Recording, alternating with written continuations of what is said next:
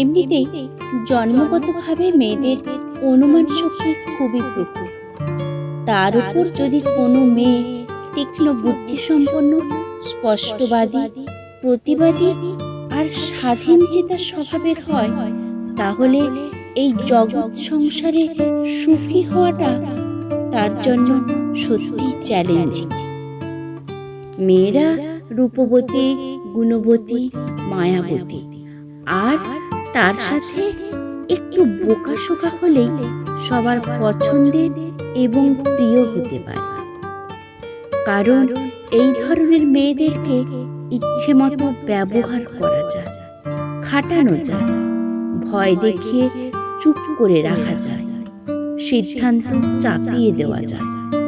কিন্তু প্রতিবাদী, সাহসী এবং বুদ্ধিমতী মেয়েদেরকে ইচ্ছে মতো ব্যবহার করা যায় না, ভয় দেখানো যায় না, চুপ করিয়ে রাখা যায় না, সিদ্ধান্ত চাপিয়ে দেওয়া যায় না বলেই এরা সবার পছন্দের হতে পারে না।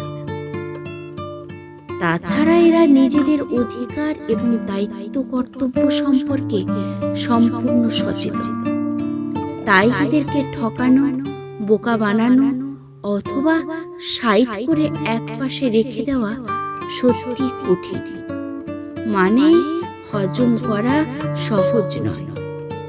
এজন্যই বুদ্ধিমান লোক অনেকের পছন্দের হলেও বুদ্ধিমতী মেয়ে সবার পছন্দ না।